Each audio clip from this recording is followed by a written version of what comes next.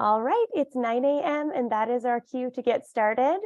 It is really great to see so many return visitors in the webinar today, and also super exciting to see some of you that are joining us for the first time.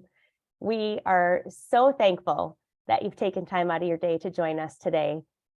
And we are really looking forward to sharing this webinar on raising accountable kids. And we truly hope that whether you're a parent, aunt, uncle, teacher, grandparent, or friend, that you take away something meaningful today.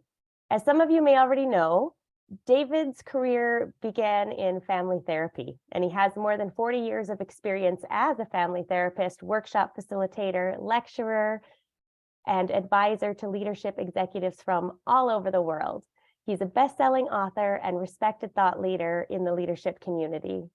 His passion for helping people connect to their most authentic self is evident to everyone that meets him, and he has a genuine gift for helping people connect to the best, most real versions of themselves. As a special extension of our appreciation for everyone who is joining us live here this morning, David will be offering a free PDF copy of his book, Raising Accountable Kids. If you'd like a copy, please shoot an email off to Marg. Her email is posted in the chat room, and she'll get it sent out to you after today's session. Just thank you again so much for joining us this morning. It's always so inspiring and encouraging to see leaders committing to learning and growing and showing up as the best versions of themselves. So without further ado, here is David. Thank you, Kristen. Thank you, everybody, for taking the time this morning. So the format is, for those of you who haven't been to one of my webinars before, I'm going to talk for about an hour, and then we'll shut off the camera, we'll shut off the recording, and we will then have a Q&A and a conversation for the next half an hour. So I'll be here for the next hour and a half, but the formal part of this will last for an hour. So first of all, I just want to be real upfront and transparent with you. This is the last call to join our 3-day Authentic Leadership Academy next week, either virtually or in person at the University of Calgary. And don't be intimidated by the fact that there will be business leaders there. But if you want to come as a parent, there is no better gift that you can give your kids than your own development. So I just want to let people know about that. And I also want to say there is no more important leadership work than influencing and building leaders for our next generation. I've been working in the leadership development field for specifically 35 years. And before that, in the 80s, I was a family therapist, as Kristen said. And I've been asked to come back and explore my roots, which is where I really learned about leadership, was leadership in the home. And then I took what I learned about leadership in the home and adapted it into organizations. But I'm just been asked a lot lately to come back and talk about kids. So this is my roots, this is my love. And but whether you're a leader in the home or whether you're a leader in business or nonprofit or communities, you'll find value in this 3-day academy, because it really focuses on who you are as a person, not necessarily on your role. All right, that's the best gift you can give your kids. All right, whether you are, as Kristen said, whether you're a teacher, a coach, a parent, a caregiver, you will find some value in this presentation. I'm going to share with you my philosophy as I learned, and my approach to parenting that I got from as a family therapist. But mostly today, what I wanted to is just speak from my heart. This is my crew. My sister is also in there, my life partner, Val, my 3 daughters, my 2 son-in-laws, I have a step-granddaughter and a grandson. I've been a parent now for over 43 years. So even though I want to tell you some of the philosophy that I have from my family therapy background and my philosophy that I've learned around accountability, I've been teaching business leaders for the last 35 years how to be accountable, taking what I learned about families and adapting it into organizations. Folks, if we don't get it in the home, if we don't get this thing called accountability in our upbringing, it's very challenging and difficult to build it in the workplace. I have to tell you, and I'm not going to say anything new to anybody here in the business world or in the organizational world. The best way to hire accountable people, the best way to build an accountable culture is to hire accountable people, which is where it starts, which is in our homes and in our schools. So anyway, that's my crew. And there's no better feeling than to be able to, we got our middle daughter married last summer, and no better feeling than to see your kids launch. All right, here's the agenda for the next hour. I'm going to give you a philosophy. How many of us have been parenting for a number of years and never really been able to articulate what your philosophy is? It's interesting. I was just talking to Kristen and asking Kristen before we all got on here what your philosophy is. I know you're an active parent. You're raising a teenager right now, Kristen. And you're just spontaneously in 2 minutes, you came up with a great philosophy of raising kids. And so I don't think we've stopped and just allowed ourselves to develop a philosophy or articulate. We all have a philosophy, but it's being articulate about what that philosophy is. And I'm going to just make sure this is not the philosophy. It is a philosophy. So you don't have to buy my philosophy. I'm going to give you my philosophy of raising kids. By the way, I am not an expert in raising kids. I think by the time my kids left home and got launched, I think I began to figure this whole parenting thing out.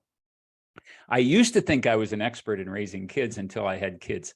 And I'll tell you, they are as much a teacher in my life, have been as much of a teacher in my life as they have, as I've been able to teach them, I'm certain. And this parenting is not an easy thing. It's a challenge today. And my primary goal here in our time in this next hour is to give you some support as a parent or caregiver, coach or teacher, those who are influencing our young people. So I'm just going to ask you to reflect on a philosophy. I'm going to give you a little bit of a strategy, some practical applications of that philosophy. I always tell my kids, don't worry about the economy, just worry about your philosophy. You get your philosophy in place, everything flows from there. And so I want to give you a few practical ideas, not how to be a parent, but just how to strengthen your presence in your home. And I want to spend a few minutes at the end to talk about social media. It's an issue today that you can't be involved in raising kids today and not be conscious of the impact of social media. So I want to share with you some of the most recent research that's been coming out in this whole area of social media. All right, so let's get to the philosophy. If you want to change small things in your life, change the way you do things. If you want to make big changes in your life, change the way you see things. So that's my goal in the next hour, is not to teach you how to be a parent, but to help affirm your own capacity and to help you see parenting perhaps in some new ways.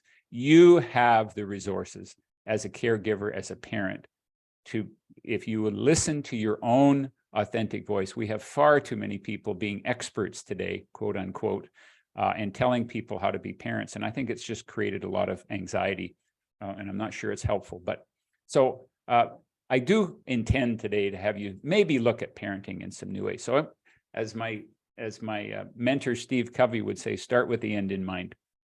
So here's a question for you. What do you want for your children? What is the goal? Now, I would suggest before you sign up your child in a hockey, on a hockey team, before you take your child to a parent-teacher interview, you have a conversation at the principal's office, before you do anything with another stakeholder in your child's life, your spouse, if you're dealing with an ex-spouse and you're co-parenting your children, good idea to sit down together, no matter who you are, no matter what your stakeholders involved in, anybody who's supporting and building and raising kids with you, sit down and ask them, what is our goal? What's the goal of this meeting today? What's the goal of this parent-teacher interview? What are we really trying to do with our children? What's the goal? What do we want for our children? And it's amazing how often we, can spend 20 years raising a child and never ask ourselves explicitly, what actually was the goal?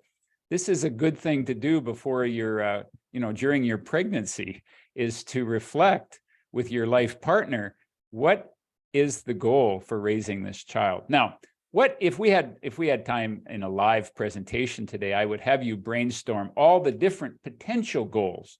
And these are the words that would come up in the conversation, just a few: assertive, athletic, attractive, competent, caring, just brainstorming: confident, happy, healthy, independent, intelligent, popular, responsible, successful, talented, thoughtful. These are some of the potential goals that you could have. And then what I would do is to say, okay, now let's just, as an activity, as a tabletop activity, let's cross off the goals that are really sure not going to make the top 3. And then you get down to the top 3 and you get rid of the third, and then you get to, and then see if you can identify what would be the number one goal. And what I'm hearing today is that the number one, what always hits the top of the list in this day and age, is the thing called happy. I want my kids to be happy. Now, who can argue with that at one level? I want my kids to be happy. I hate it when my kids are unhappy. But I'm going to challenge that goal. It's having a goal of having your kids be happy is a little bit like what I tell leaders, that you need to be liked by your team. That's an important, many of us in the leadership development area have all been, have been taught at one time, likely, if you've been around a while, that's not important to be liked. It's, you got to be respected. Well, that's not true. You got to be liked. However, if your goal is to be liked, then you're going to run into trouble, because then you will be afraid to lead. And I'm going to suggest that having a goal of having your kids be happy is not a really powerful goal. It's not a useful goal. And I'll tell you why, because when your kids aren't happy, there isn't a parent or caregiver on this call who hasn't from time to time experienced an unhappy child. But here's what happens. If your goal, that 4-year-old who slams the door in your face and says, I hate you, guess what? They aren't happy. And if your goal is to have them be happy, then what's going to happen is you're going to change what made them unhappy in order to make them happy. And you will create unknowingly and unintentionally a consequence that the family will revolve around the child. And if the family revolves around the child's vision of that is that the world will revolve around the child. When your teenager slams the door and says, I hate you, and you just grounded them, and now they're unhappy, what you'll do is that you will, if your goal is happy, what you'll do is change the curfew so that they'll be happy. Not a good goal. So the outcome of having goal of a happy child is that you end up with anxiety and entitlement. The world will revolve around them, and they'll get anxious because no child wants to be the center of the universe. I mean, they think that's what they want, but it's not what they need. And it creates anxiety because it gives them too much power. So let's come up with a different goal. That's my philosophy. And I can't talk about my philosophy without talking about my parents. And I'm going to share a little bit about my dad later, but I want to share with you my mother's philosophy. First of all, my mother was born in 1921. She was put on a horse at the age of 18 months. That was my grandfather's philosophy. Just put her on a horse. She rode her horse to school 6 miles. And that wasn't uphill both ways, but it was 6 miles across a railroad track. I just want you to imagine today putting your 6-year-old on a horse, riding them to, sending them off to school. It was not without risks. She talked about in elementary school, racing the train home and making sure that they could see if they could race her siblings home on the horse to see if they could beat the train home. So this was what my mother was given. Now, she was raised this is 900 square foot shack. 10 kids were raised in this shack. Not an ounce of entitlement in my mom's bones. By the way, I got to tell you, if you want to raise accountable kids, poverty really helps. It's not necessary, but it does help. So my mother was raised with this notion that nobody was there to make her happy. Now she had too much support and not enough.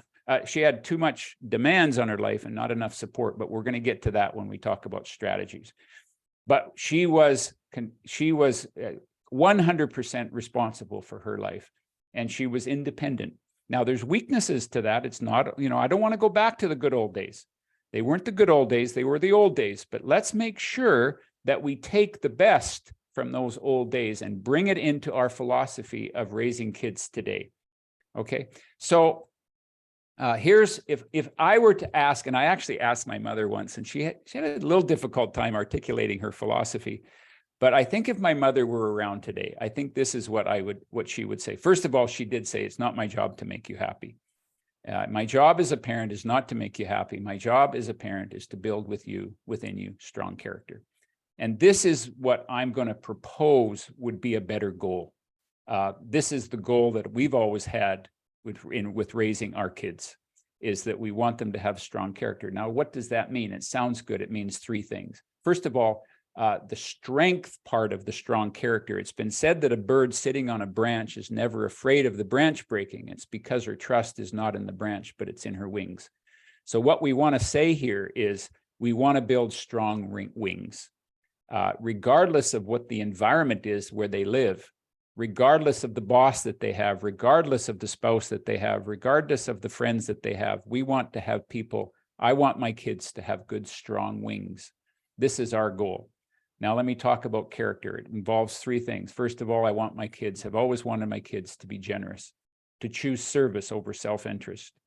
You know, kids are inherently, by the way, this is my now 26-year-old. When she was 2 years old, she's now a police officer. But my daughter, like all kids, are born with an urge to contribute. It's an innate desire. We want to make the world better. And, you know, you bring out a vacuum cleaner with a 2-year-old, they'll want to help. You ever bake a cake with a 4-year-old, they'll want to get in there and help. But there's two challenges with that innate desire to want to be of service in the world. And by the way, I will give you a formula for how to not have accountable kids, and that is to do everything for your kids. You know, we raise kids today like they're in hotels. We feed them, we look after them, we clean up after them, we try to make them happy. And what happens is that kids not only begin to believe that the world revolves around them, but what happens is that they don't feel like they're needed. They don't feel like they can contribute because we're doing everything for them. I read an article the other day that said that we now do about 200 things. We now have machines to do 200 things for kids where kids used to be needed. We have a dishwasher instead of kids rolling up their sleeves and washing the dishes. They're not needed anymore. And what we do is that we don't build character with kids by giving them things. What we do is build character with kids by helping them feel needed, by knowing that their contribution is necessary. The chores are necessary in a house, but contribution is where it's the effortless things where we say, I want to make a difference. And we just naturally give them a place to do that. Now, there's two limitations. There's two challenges in our world today that prevent this. Number one is time. It's a lot easier and faster to do it yourself when we're short of time. It's a lot easier to bake that cake on our own. It's a lot easier to vacuum the house on our own than it is to work with our child. And this is what I say, work with them versus working for them. Don't do it for them, work with them, but you got to take time to do this. The other thing is technology. All of these machines that now do for kids what kids used to be needed to do 2 generations ago. It's really impacting, in my mind, their well-being and mental health. Character is the difference between a consumer and a citizen. Consumer is an approach to life that believes that our needs are satisfied by other people's actions, versus a citizen that rather than waiting for or expecting others to meet their needs, they choose to be answerable for the well-being of the whole. Consumers will end up complaining and blaming. And you see this all the time. I find it fascinating. Look up the word consumer in the dictionary, and you will see it's about using up as opposed to contributing. And citizen will create a vision and courage. And this is what we really want from our children. It's the difference between consumers and citizens. You can get an idea of this, that where kids' natural capacity and innate desire lies, that needs to be fostered. Consumer, to destroy, to squander, to use up. Whatever we have is not enough. This is, and I find it very fascinating that we call this the consumer society. So we're trying to raise citizens here, not consumers. So that's the first point, is that people of strong character are generous. They're accountable, the ability to be counted on. We're born authentic. And part of what parenting is to raise authentic kids. We're born authentic, but folks, we're not born accountable. You have to learn that. It's a skill that has to be learned, and I'll get into that with some of my strategies. It's all about this notion of a work ethic that my parents ingrained in me. They modeled it for me. You know, they didn't come home and complain about their job. What they did is they taught me how to show up by showing up themselves. And finally, strength. What character involves is mental toughness, and it could be involved with spiritual strength. If you have a spiritual orientation, a strong faith, that I know that my parents would have said that that was important for them to ingrain in me. Some of you have seen my slide here. For those of you who might be who might live outside of Canada on the call, may not know who this woman is. Very few of us, I think, in Canada would not know who this woman was. This is Hayley Wickenheiser, a woman, in my mind, a woman of true character. This is she's really the what I would call the Wayne Gretzky of women's hockey. Has done more, has done more for women's hockey in this country than any other single person. Not only as a player, but also in her whole work with women's hockey. And her and I have had the privilege of speaking at conferences together. Just before the pandemic, we spoke to all the senior leaders at Purolator. And by the way, one of the things that we had in the business at the conferences, we had a table hockey tournament. And I got to tell you, Hayley is one wicked table hockey player as well. This is John Ferguson, the CEO of Purolator. And we had a very interesting conversation at supper that night. John asked Hayley a very interesting question. He said, how many women get invited to the tryouts for the Olympics in women's hockey? And the answer is about 100. And then he said, how many of that 100 make the team? And Hayley said, about 30 make the team. And then he said, what's the difference between the 70 who make the team, who don't make the team, and the 30 who do? And Hayley's immediate response was a very interesting question. Hayley's response has nothing to do with talent. Now, there's a few talented, half a dozen talented women that'll make the team regardless, but it's not talent that differentiates between the women who make it and the women who don't. The women, if you get invited to the Olympic tryouts on a hockey team, you got the talent. That's a given. That's all in place. What she said is that what the differentiator is consistency and mental toughness. And this is what to me, mental toughness is a better goal than happiness. Now, if you're mentally tough, guess what? You're going to be happy. You're a person of strong character. You're going to be happy. But the path doesn't get there by the goal of being happy. This is our creek right behind our home. And this is what we're talking about. Character is strong roots. Can you imagine the strength of the roots of these trees that would enable it to stand up in the midst of an erosive situation here, how that tree is able to hold its own? Can you imagine the strength of those roots? And this is what character is. It's not something that is seen by the world. It's not going to get you popular necessarily. It's not going to give you necessarily fame. But what it is not the fierceness of the storm that determines whether we break, but rather the strength of the roots that lie below the surface. This is what character is. It's not what the world doesn't see, but it's what my mentor, Steve Covey, would say: primary success versus secondary success. Secondary success is what the world sees. Primary success is what we see at the end of the day when we look in the mirror. And this is what I'm after when it comes to raising kids. And I will stand very firm on that principle. All right, now let's talk about how we get there. How do we get to a person of strong character? In my mind, it takes two things. First of all, kids need to feel lovable. They need to feel that they live in an environment that's safe. They need to live in an environment where they can be who they are, where they, have always wanted my kids, if they ever run into challenges or a crisis in their life, I want to earn the right to have us be the first person that they will come to talk to. Kids need to feel that they're loved, that they're valued and accepted, but they also need to know that they're capable. And these two, sometimes they're not mutually exclusive. What I'm suggesting is we need to integrate them together. But what happens is, and this is the one disadvantage to a two-parent family, is that every one of us are better at the lovable part or the capable part. But this is where sometimes parents can have arguments, and you're both right. We need to be softer on Johnny. No, we need to be tougher on Johnny. So what I'm going to suggest, it's really a balancing act between supporting your kids and pushing your kids. And I actually think that we don't need to push your kids very hard. What we got to make sure we do is not rescue our kids from the demands of reality. Life will push your kids. Schools will push your kids. Friends will push your kids. Coaches will push your kids.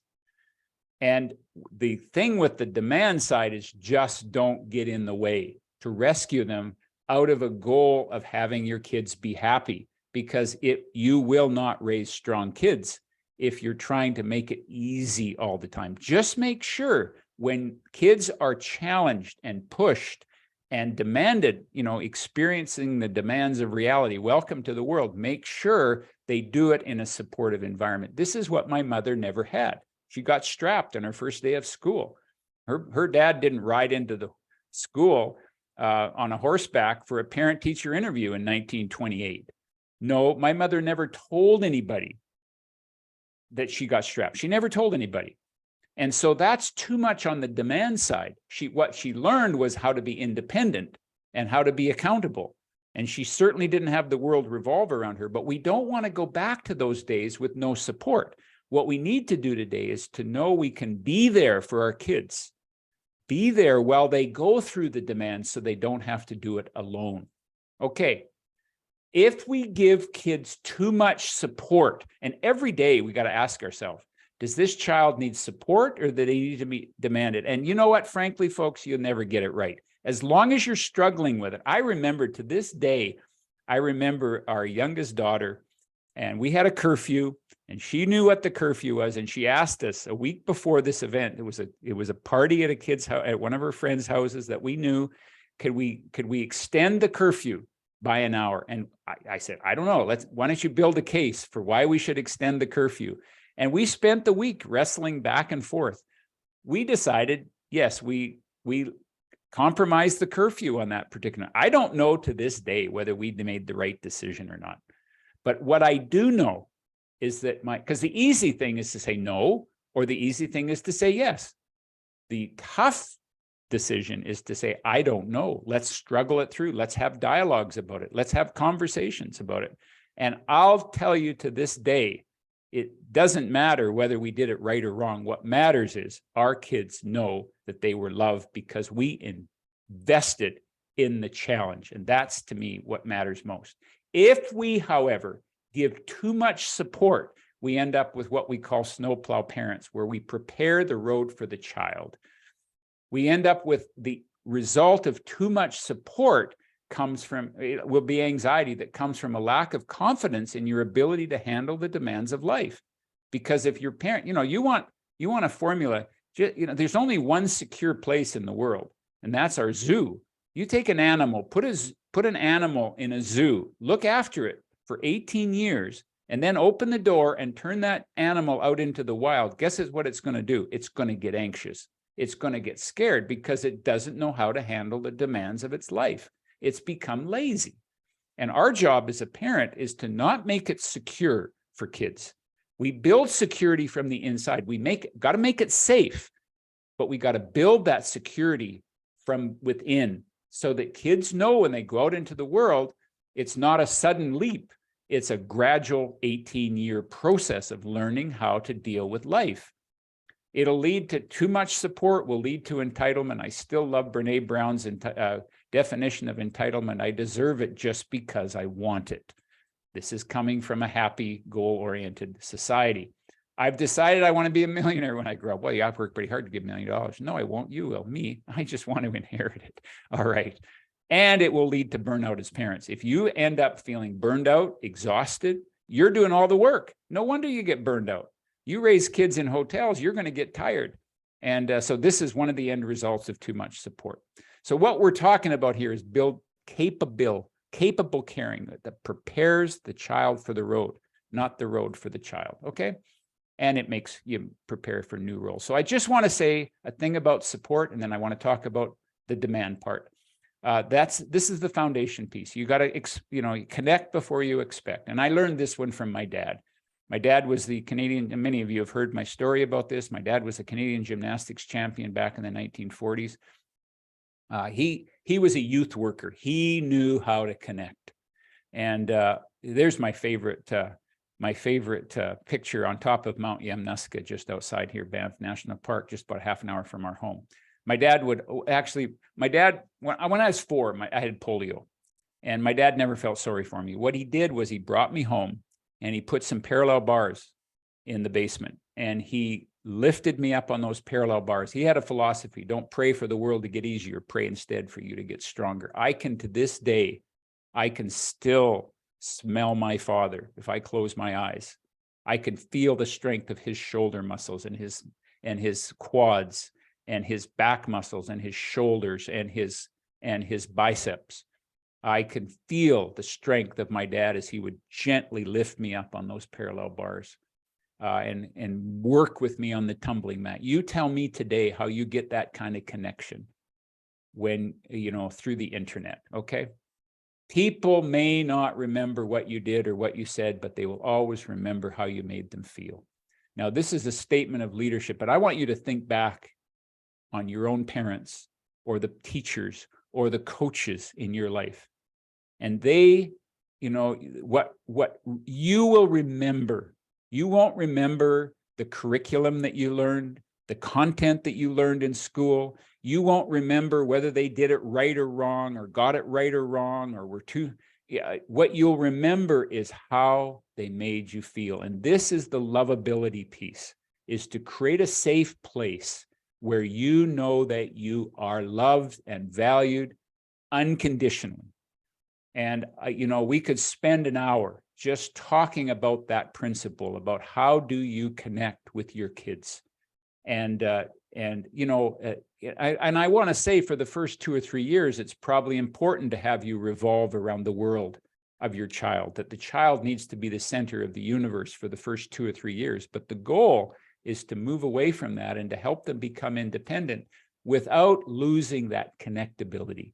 Okay, so that's the piece that I wanted to say just around support. And I give my father full credit for his ability. We camped together, we fished together.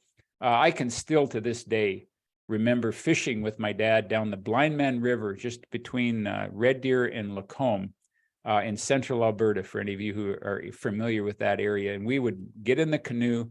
And, I remembered my dad untangling fishing line, and we fished together. I never remember my dad ever catching any fish. And I look back now, and he never fished. He paddled and he untangled line and he helped me fish. So these are the kind of things I knew that my dad loved me. My mom had a little harder time knowing that I was loved. I was supported, I was encouraged, but she had to, through her own pain, had difficulty really bonding with me as a child. And there's some challenges that I've come up against with that, but I know that my dad truly loved me. All right. My mom was more of the wisdom and the accountability person. So let me just talk about the demand side and the capability side. We had chickens growing up. My mother always used to say, don't name the chickens. This was, so I don't know if any of you have ever watched a chick peck its way out of an egg, but it's a very painful process. And being my helping nature, what I would do is that I watch this. I understand it takes about 24 hours for a chick to fully peck its way out of an egg. And my tendency was to go in there and help it. And one day I did. I helped one of these chicks as I saw it peck its way. It's struggling. It was painful to watch this chick peck its way out of an egg. So I helped it. I flicked the egg to help it peck its way out of an egg. And I discovered, to my horror, I'll never forget this, the chick died. Why? Because it needed to go through the challenge, the struggle of developing the strength that occurred in the hatching process. Be there without rescuing. This is the key to strong parenting, to caring parenting, to strengthening your kids, okay? This quote by Van Jones, political commentator in the US, sits on the is on the wall of my daughter. My middle daughter teaches high school English. And this quote is on the wall of her classroom. I don't want you to be safe ideologically. I don't want you to be safe emotionally. I want you to be strong. That's different. I'm not going to pave the jungle for you. Put on you some boots and learn how to deal with adversity. I'm not going to take all the weights out of the gym. That's the point of the gym. Life is the gym. Now, I've had some conversations with Haley. She knows how to create a safe environment.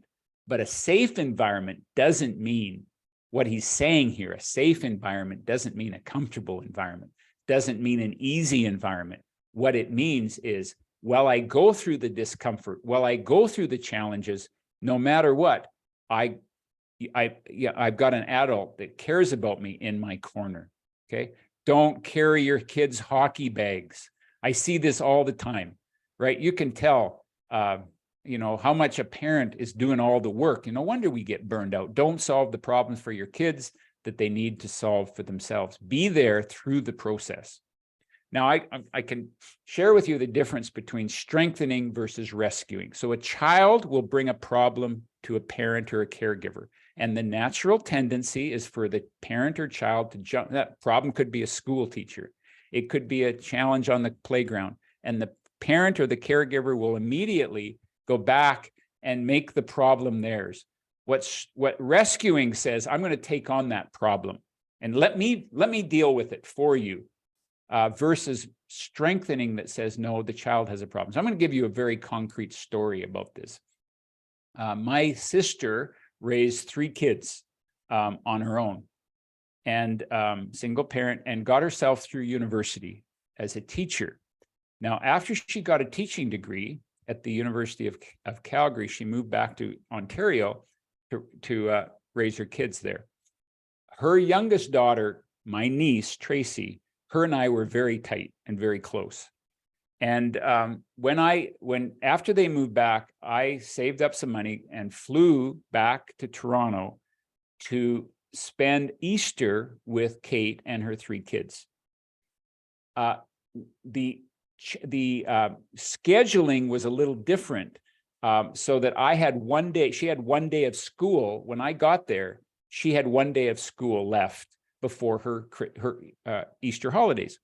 And so I arrived early that morning. I got in, I think, around 6 a.m., crawled into bed to get a little bit of sleep. And I assumed the kids were all going to go to school and I could catch up my sleep, and then we'd have the next week off for Easter. Well, Tracy came bounding in. She's 6 years old, grade 1. She came bounding. I'm in high school. She came bounding into my room. Uncle David, I'm so glad you're here. She said, I have a dilemma. And I said, what's your dilemma? And she said, well, I want to stay home with you today. I'm going to school, but I love my grade 1 teacher and I don't want to miss any school. I have not missed any classes this year. And I don't want to miss any school, so I don't know what to do. Well, when you're in high school, the only thing that can matter at that point is sleep. So I said, well, Tracy, go figure it out and come back. Well, she came back 5 minutes later. She's, Uncle David, I got it all figured out. You're coming to school with me for show and tell. So she brought me to school, and I've never had a more of a blast. I just had a thrill. This teacher was so amazing. She was a generation ahead of herself. The kids sat in a circle. We negotiated. There was one point during the day that one of the kids raised her hand and said, I'm bored. And the teacher said, well, that's not my problem. That's your problem. So what are you going to do? And they talked, I'll support you to solve your problem, but it's your problem. And so they resourced each other, and she figured it out. And when they were up at the front of the room, we learned about arithmetic. We learned 3 minus 2 is you have 1 remainder. What does that feel like to be a remainder? And we talked about it. So it was an engaging class. In fact, it inspired me to go to university and get a degree in child development. But this story is not about the grade 1 teacher. This story is about the grade 2 teacher. And when Tracy got into grade 2, now I never met Tracy's grade 2 teacher, but when Tracy got into grade 2, she had a grade 2 teacher like I had, with a yardstick at the front of the room. And I think she was going to make up for all the softness that the kids had in the first year. And so she slapped this yardstick on. By the way, I'm getting all this third hand by Tracy. And Tracy raised her hand at the end of toward the end of the day and said, I don't like learning like this. And the teacher made her stay after school and write on the board 100 times, I like my grade 2 teacher. Now, Tracy comes home in tears. My question is, what are you going to do as a parent? How many of us want the perfect school for our kids, want that perfect grade 1 class to last for 12 more years? But Tracy, I'm not going to say that my sister Kate did it right. I'm just going to tell you what my sister did and how she raised 3 responsible kids. And what she said was, first of all, she understood whose problem is this? It's not the parent's problem. It's the child's problem. And she said, Tracy, you have a problem. And you know what? You're not alone. And I'm here to support you with your problem. And she said, you know what? You are likely going to meet lots of Mrs. Browns in your life, and you might as well learn how to deal with it. Now, Kate still went in a week later and assessed the situation. There are times where we need to be an advocate and take a child out of a classroom or take them away from the challenge that they're, if it truly is harmful, it's not just hurting, it's harmful. But we have to really assess carefully. Does the child need to learn something from this? Now, I'm going to tell you, Tracy, it was the hardest year of her 12 years of education.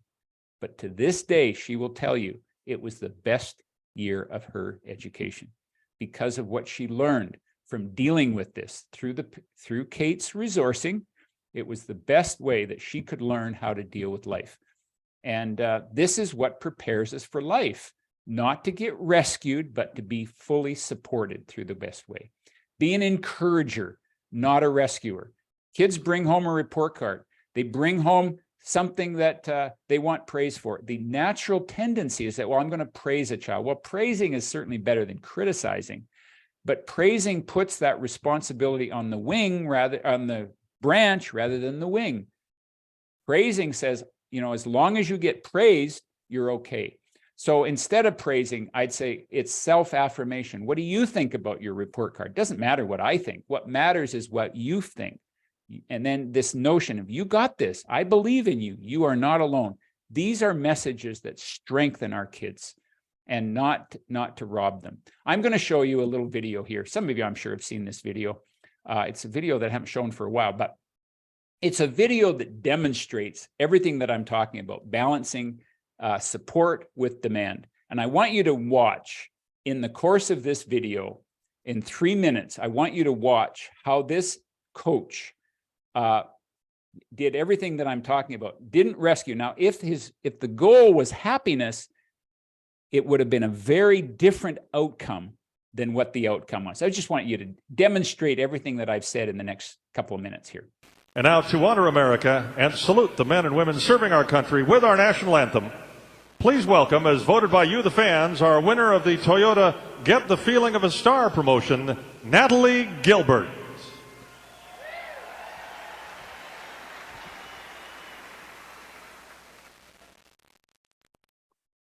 Oh, say, can you see by the dawn's early light what so proudly we hailed at the stars like stars?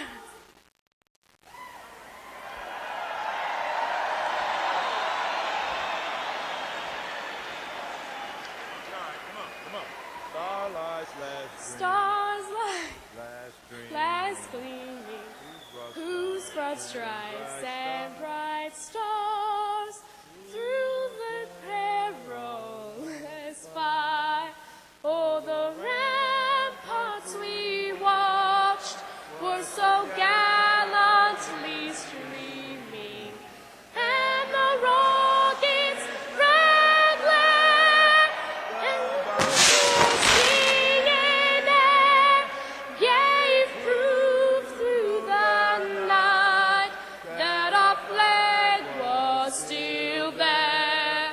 Oh, say does that star-spangled banner yet wave? Oh, the land of the free and the home of the brave.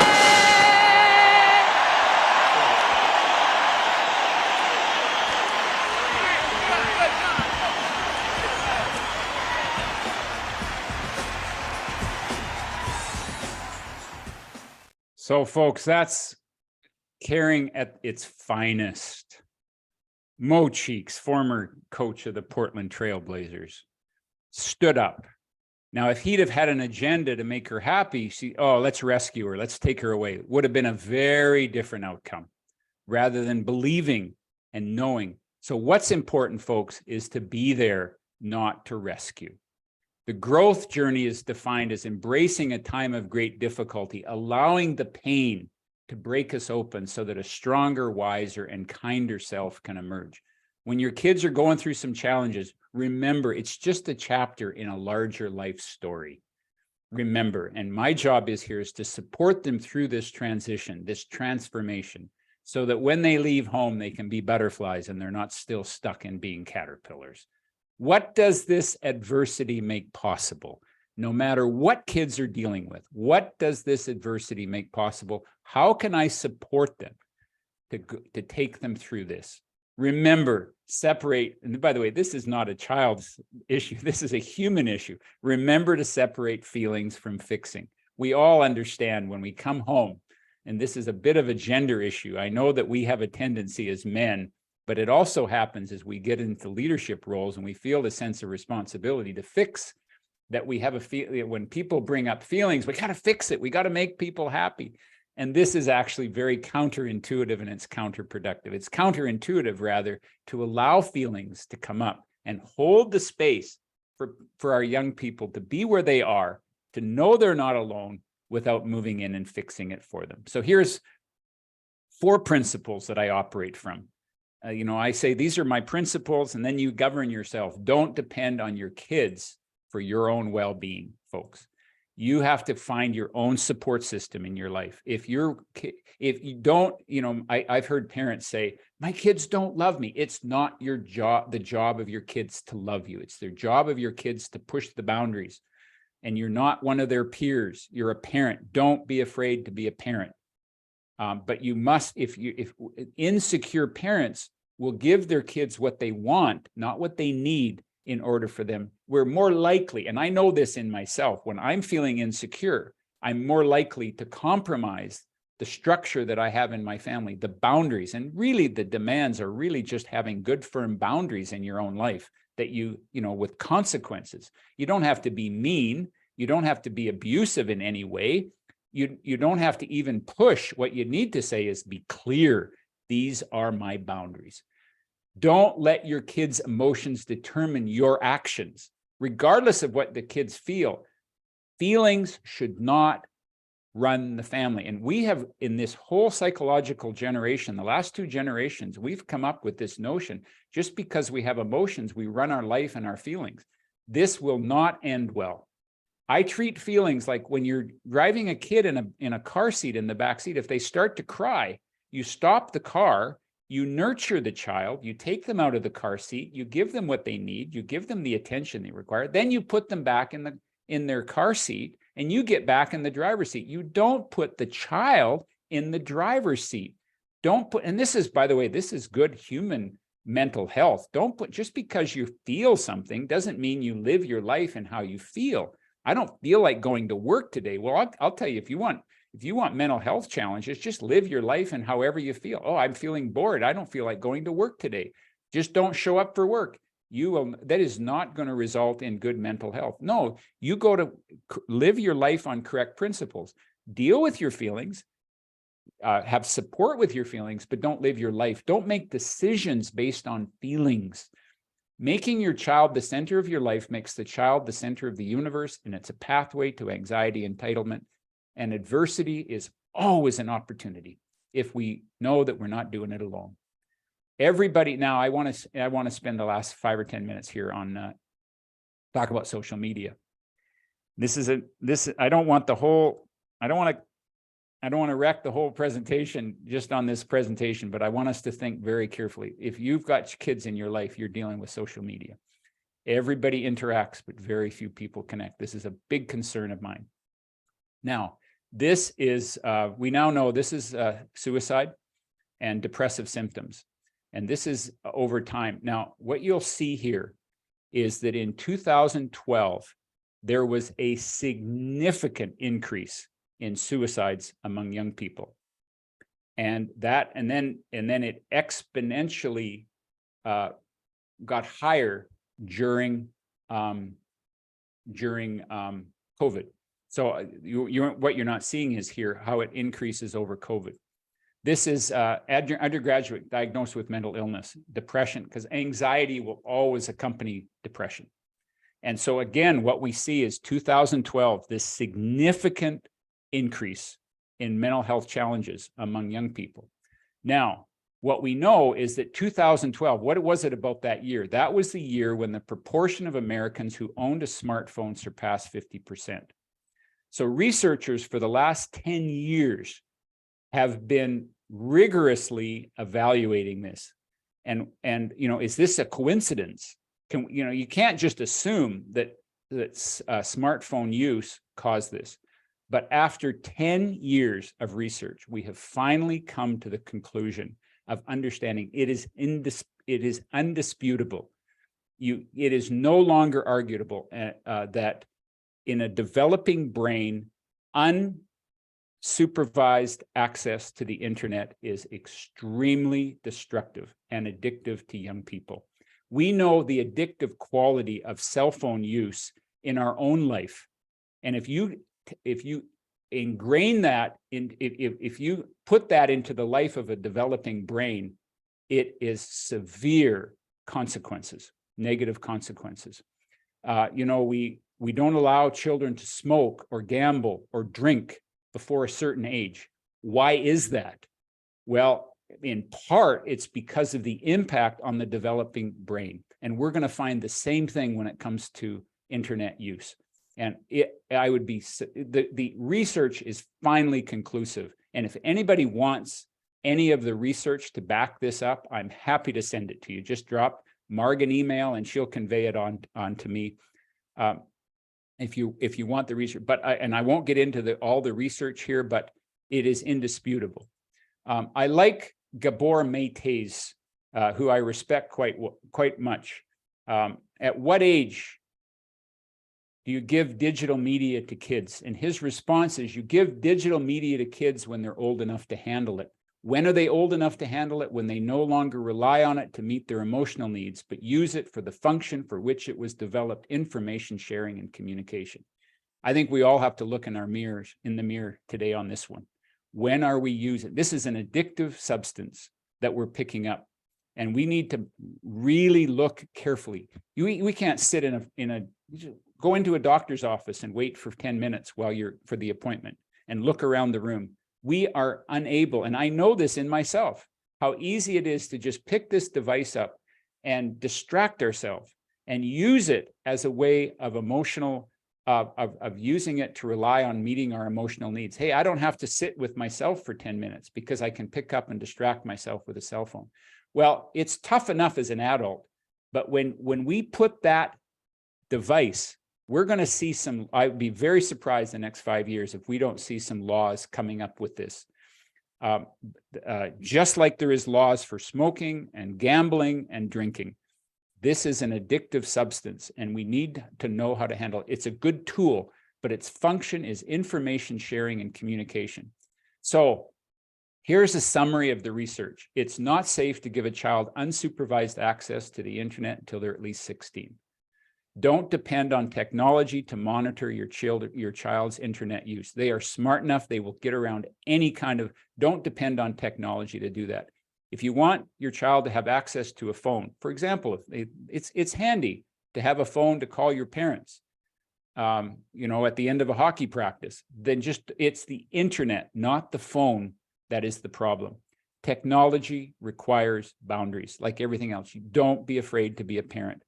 So I know that our kids, and I get how challenging this is, and I don't want to make it over prescriptive here, but we all have to sit with our families and say, how are we going to put boundaries around technology? One of the boundaries we've always had in our home is there are no technology is allowed in bedrooms. Bedrooms are not for technology. There's no reason to have technology in a bedroom. Technology is just like I grew up in a day and age where color televisions came into being. So you know what? We watched television as a family. We talked about it. We dialogued about it. Having access to the internet needs to be supervised during early teen years. It's a great tool to learn, but let's do it together. It's in a central room. There is no devices allowed at meal times. Now, by the way, this is, what kind of role model are we setting here too? You can't expect our child to do this if we aren't prepared to do it as well. I remember talking to an elementary teacher, and she said, we see kids, we drop kids off, or parents pick their kids up from elementary school. And she said, there's a preponderance now. And by the way, there's a window when your kids get home from school where they want to talk about their day. And the kid's all excited, he jumps into the car seat in the back seat. And what the teacher noticed was the number of parents on their cell phones in the front. Now, I don't want to be critical of this. I know that we all, have urgent requirements in our life, but we're trying to be available 24/7, and it's driving our society crazy. And it is, and my reaction to that is just wait one day when those kids are on their cell phones and you want their attention. What are we modeling? And so how are we using technology beyond what it's functioned for? And all I'm suggesting is we got to have a good, hard look at this in our own families, in our own lives. Okay. So in conclusion, folks, I just want to wrap it up with this notion. My dear wife is a consummate gardener. This is a garden in our atrium in our living room. And I just want to say this is in tribute to my mentor, Virginia Satir, who was a world-renowned family therapist. No plants ever grew better because they demand that they do so or because you threaten them. Plants only grow when they have the right conditions and are given proper care. Cultivating the best environment and the proper nourishment for plants and children as well is a matter of continual investigation and vigilance. So this isn't about getting it perfect. It's about, I've given you some principles to reflect on. I've hopefully have had you reflect on what principles are going to guide your classroom or your family, your whatever environment is that you're raising kids. Here's what I've learned from my dear wife about gardening. Prepare your soil. Prepare your soil with good values, with solid principles, okay? Plant good seeds with good action, okay? The plants that hold the firmest are the ones that develop strong roots. And in spite of our best efforts, some plants won't turn out as we had expected. Our children, Gibran said, the Kahlil Gibran, the great philosopher, said over 100 years ago, your children are not your children. They are life's longing for itself. They come through you, but they're not from you. You may give them your love, but not their thoughts, for they have their own thoughts, which dwell in the house of tomorrow, which you cannot visit, not even in your dreams. Your children are not your children. They come through you. All we can do is plant good seeds, give them good values, model good behavior, and be there for them through their struggles, and just pray that they come out in a way that they're meant to. But don't ever judge, because we never know when the end of the story is going to happen. We can have challenging chapters in a larger life story. Rarely does the person who plants the trees ever get to experience the bounty of their shade. I can tell you now, I wish that my parents were here to experience the fruits of their years of labor. But rarely do we really ever see that, the full fruits. My parents, well, my dad never met my grandkids, or his grandkids, my kids. Well, yeah, be my grandkids. And but I just have to trust that he's here in spirit and know that the work that our parents put into this is valuable. My mother, I found this journal in my mother's journal after she passed. Every parent, no matter how hard they try, will be both a blessing and a curse to their children. We're never going to get it perfect, right? My hope is that my children will appreciate the blessing, if not immediately, then later in life, and perhaps more importantly, that they will take the curse and, like an oyster irritated by a grain of sand over time, use it as a catalyst to build layers of character and understanding, thus producing a pearl. That's my hope, folks, is that no matter what, our kids are probably all going to all end up going to therapy one day, but I hope that they will take the curse and, irritated like an oyster irritated by the grain of sand, my hope is that they'll take whatever you do as a catalyst to build layers of character and understanding, thus producing a pearl. Have a big heart and a good firm backbone. That's what makes a good parent. I just want to leave you one last slide. How do you know if you're a good parent or not? This is a question that I think we probably all from time to time ask ourselves. And my little simple definition is that you enjoy it most days. I suppose there are, so my challenge is don't try to be a better parent. Instead, find ways to enjoy it. If you have good boundaries, you will enjoy parenting more. If you are giving your kids everything that they want, if you're trying to make your kids happy, that is not just going to create anxiety and entitlement. It's also going to create misery for you as a parent. So don't try to be a better parent. My message is find a way to enjoy it. I'm sure there's a few incompetent parents that enjoy themselves, but I think my premise is like leadership. If you find a way to enjoy it, you'll be better at it. Okay. So again, a little reminder about the Academy. We've got a few seats left over, a few seats still, and we'd still love to have you joining. Even on this late notice, we'd still love to have you. Just Marg has put my dear Vice President of Client Care, who's on the call here, all that contact information is there. If you're interested in this, feel free to reach out to her. And my daughter, Haley, the school teacher, is among other things in her life. We do a little podcast, just a little put a plug in for our podcast. This will be on all your platforms, the Leaders Navigator podcast. If you want to hear some stories for Haley and I going back and forth, if you would like to order books, there you go. All right. On that note, I'm going to stop recording.